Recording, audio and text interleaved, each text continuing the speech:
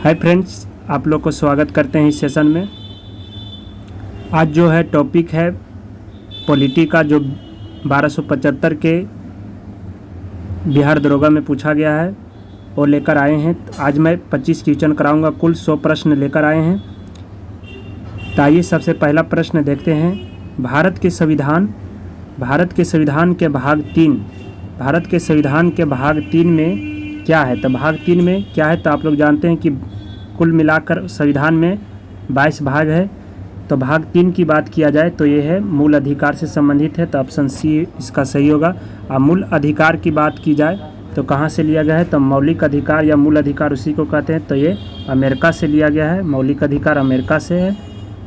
अगला प्रश्न है, भारत के संविधान में मौलिक अधिकार है। भारत के संविधान में मौलिक अधिकार क्या है? तो फिर इसका सही आंसर क्या होगा? ए होगा, क्योंकि ये मूल संविधान से ही आया है। तो इसका सही आंसर ए होगा, मूल संविधान से हिस्सा है मौलिक अधिकार। इसे संशोधन नहीं करके जोड़ा गया है, इसमें पहले से ही संविधान में था। अगला प्रश्न है, भारत निम्नलिखित में से किसको संविधान द्वारा मौलिक अधिकार को लागू करने की शक्ति दी गई है? तो मौलिक अधिकार को लागू करने की शक्ति किसको है? तो लागू करने की शक्ति ऑप्शन ए होगा, भारत के न्यायालय को है, जिसमें सुप्रीम कोर्ट और हाई कोर्ट को अधिकार है। अगला प्रश्न है, भारत के संविधान में कितने प्रकार की मौलिक अधिकार दिया गया है? भारत के संविधान में कितने प्रकार का मौलिक अधिकार दिया गया है? तो इसका सही आंसर क्या होगा? तो इसका सही आंसर जो होगा 6 होगा, ऑप्शन बी इसका सही आंसर होगा। मौलिक अधिकार पहले 7 था, लेकिन अब 1 हटा दिया गया है। अगला प्रश्न है, निम्नलिखित में से कौन मौलिक अधिकार नहीं है? कौन मौलिक अधिकार नहीं? तो इसका सही आंसर क्या होगा? ऑप्शन सी संपत्ति का अधिकार जो है ये मौलिक अधिकार नहीं रह गया है, अब इसको हटा दिया गया है। अगला प्रश्न है, भारत संविधान द्वारा प्रदत्त निम्न में से कौन सा अधिकार गैर नागरिकों को भी उपलब्ध है? गैर नागरिकों को भी उपलब्ध है कौन सा मौलिक अधिकार? तो इसका सही आंसर होगा डी, संवैधानिक निराकरण का अधिकार जो है वो गैर नागरिकों को भी अधिकार है। अगला प्रश्न है, व्यक्तिगत स्वतंत्रता के लिए उच्च न्यायालय निम्नलिखित में से किस प्रकार की रिट जारी करता है? तो इसका सही आंसर होगा, अगर व्यक्तिगत के लिए बात किया जाए, व्यक्तिगत के लिए तो बंदी प्रत्यक्षकरण जो जारी करता है बंदी रिट जो है 5 प्रकार के जारी किया जाता है, सुप्रीम कोर्ट के द्वारा, हाई कोर्ट के द्वारा। अगला प्रश्न है, इसका सुमेलित कीजिए और उत्तर इसमें सुमेलित करना है। आप लोग देख सकते हैं, सुमेलित करते हैं। उपाधियों का अंत जो है किस में है? तो अनुच्छेद 18 में है। अगला है, शिक्षा का अधिकार किस में जोड़ा गया है? शिक्षा का अधिकार 21 में जोड़ा गया है। 21 के डी जो है इसमें शिक्षा का अधिकार जोड़ा गया है। अगला है, अल्पसंख्यकों की भाषा, और बी है धार्मिक शिक्षा का प्रबंध। तो धार्मिक शिक्षा का प्रबंध जो है 26 में होगा, अनुच्छेद 26। अल्पसंख्यकों की भाषा 29। तो इसका सही आंसर कौन जाएगा? तो इसका सही आंसर की बात किया जाए तो इसका सही आंसर क्या होगा? आप लोग मिलाइए। तो इसका सही आंसर होगा, इसका सही आंसर डी होगा। इसका सही आंसर 8 का क्या होगा? 8 का सही आंसर डी होगा। इसका सही आंसर डी होगा। अगला प्रश्न है, निम्नलिखित में से किसके द्वारा संपत्ति के मूल अधिकार का लोप किया गया है? तो संपत्ति का अधिकार को जो है लोप किया गया, यानी इसे हटा दिया गया है कौन सा संविधान संशोधन के द्वारा? तो इसका सही आंसर होगा 44वां संविधान संशोधन, जो कब हुआ था? 1978 में इसको हटा दिया गया, जो संपत्ति का अधिकार था। आइए अगला प्रश्न देखते हैं, 10 नंबर। अगला है, मौलिक अधिकार का संरक्षक कौन है?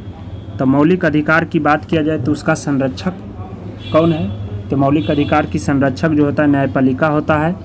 ऑप्शन ए इसका सही आंसर होगा। अगला, भारत के न्यायाधीश भारत के संविधान के किस अनुच्छेद के अंतर्गत भारत का उच्चतम न्यायालय जो होता है मूल अधिकार का परिवर्तन के लिए रिट जारी करता है? तो उच्चतम न्यायालय की बात किया जाए तो उच्चतम न्यायालय अनुच्छेद 32 के तहत, और हाईकोर्ट का है तो 226 के तहत हाईकोर्ट जो है 5 प्रकार की रिट जारी करता है अगर मौलिक अधिकार के उल्लंघन होने पे। अगला प्रश्न है,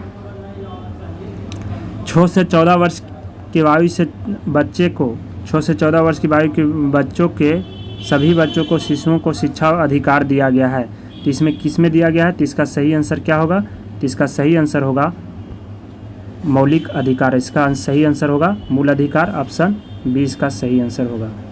अगला प्रश्न है, निम्नलिखित भारतीय संविधान के अनुच्छेद 25 में प्रयुक्त हिंदू शब्द किसे सम्मिलित नहीं करता है? हिंदू शब्द नहीं सम्मिलित करता है, तो इसका सही आंसर होगा सी, पारसियों को। अनुच्छेद 25 में निम्नलिखित में से किस एक अधिकार को भीमराव अंबेडकर द्वारा संविधान की आत्मा कहा था? तो संविधान का आत्मा जो कहा था भीमराव अंबेडकर ने, वो संवैधानिक उपचारों का अधिकार जो अनुच्छेद 32 में है।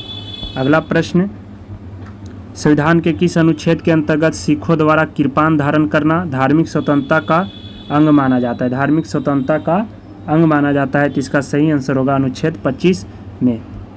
अगला प्रश्न है, मौलिक अधिकार के अंतर्गत कौन सा अनुच्छेद बच्चों के शोषण से संबंधित है?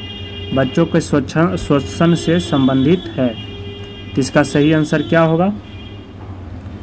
मौलिक अधिकार का कौन सा अनुच्छेद बच्चों के शोषण से संबंधित है? बच्चों के, तो इसका सही आंसर क्या होगा? ऑप्शन डी, अनुच्छेद 24। अगला है, भारत के सर्वोच्च न्यायालय ने संविधान की मूल संरचना सिद्धांत बुनियादी ढांचा सिद्धांत का प्रतिपादन निम्नलिखित में से किस मुकदमे के द्वारा किया था? तो इसका सही आंसर होगा सी, केशवानंद भारती केरल राज्य विवाद जो 1973 में हुआ था। अगला है, भारत के संविधान का कौन सा अनुच्छेद अल्पसंख्यकों को अपनी मनपसंद शिक्षण संस्थान को स्थापित करने एवं संचालित करने को अधिकार प्रदान करता है? तो इसका सही आंसर होगा डी, अनुच्छेद 30। अगला है, भारत के संविधान का कौन सा अनुच्छेद अपनी पसंद के व्यक्ति से विवाह करने की शक्ति को अधिकार संरक्षण प्रदान करता है? तो अनुच्छेद 21 जो होता है अपने पसंद की विवाह करने की शक्ति प्रदान करता है। अगला है, भारत के किस संविधान प्रावधान द्वारा अस्पृश्यता का उन्मूलन किया गया है? अस्पृश्यता मतलब छुआछूत का उन्मूलन जो किया गया अनुच्छेद 17, ऑप्शन सी इसका सही आंसर होगा। अगला, भारतीय गणतंत्र राज्य के संविधान का कौन सा अनुच्छेद व्यक्ति की प्राण एवं दैहिक स्वतंत्रता का संरक्षण संबंधित है? प्राण एवं दैहिक स्वतंत्रता की बात किया जाए तो अनुच्छेद 21 में है प्राण एवं दैहिक स्वतंत्रता। अगर क्वेश्चन पूछे कि कौन सा अनुच्छेद जो होता है आपातकाल में भी ख़त्म नहीं होता है, तो आंसर सही होगा 20 और 21 जो होता है कभी नहीं समाप्त होता है। सबसे पहले आपातकाल की स्थिति में अनुच्छेद 19 को ही निरस्त कर दिया जाता है। आपातकाल की बात किया जाए तो 352 अनुच्छेद के तहत लगाया जाता है। अगला प्रश्न 22 नंबर, धार्मिक स्वतंत्रता के अधिकार के प्रावधान के अंतर्गत सम्मिलित है? धार्मिक स्वतंत्रता के अंतर्गत क्या प्रावधान सम्मिलित है? इसका सही आंसर होगा धर्म के प्रचार करने का अधिकार संरक्षित है। ऑप्शन इसका सही होगा, इसका सही आंसर क्या होगा? इसका सही आंसर जो होगा ए होगा, 1, 2 और 3 तीनों होगा। अगला प्रश्न, भारत के संविधान के निम्नलिखित में से कौन सा अनुच्छेद प्रेस की स्वतंत्रता से संबंधित है? प्रेस की स्वतंत्रता की बात किया जाए तो इसका सही आंसर क्या होगा? अनुच्छेद 19 में प्रेस की स्वतंत्रता, बोलने की स्वतंत्रता, आज़ादी, घूमने की स्वतंत्रता सब अनुच्छेद 19 में दिया गया। अगला, भारत के किस भाग में नीति निर्देशक तत्व का उल्लेख किया गया है? नीति निर्देशक तत्व की बात किया जाए तो किस में उल्लेख किया गया है? तो इस भाग 4 में नीति निर्देशक तत्व का उल्लेख है। और भाग 5 की बात किया जाए तो संघ के बारे में भाग 5, और 6 की बात किया जाए तो राज्य के बारे में चर्चा है। और भाग 3 तो आप लोग अभी पढ़ रहे हैं मौलिक अधिकार। अगला प्रश्न, भारत के संविधान के किस अनुच्छेद में राज्य के नीति निर्देशक तत्वों का उल्लेख किया गया है? तो नीति निर्देशक तत्वों का उल्लेख 36 से 51 इसका सही आंसर होगा, ऑप्शन सी। और नीति निर्देशक तत्व जो है इसी को कहते हैं DPSP। अगर वीडियो अच्छा लगे तो दोस्तों सब्सक्राइब और चैनल को शेयर कर दें। फिर से मिलते हैं अगले वीडियो में, तब तक के लिए धन्यवाद। जय हिंद।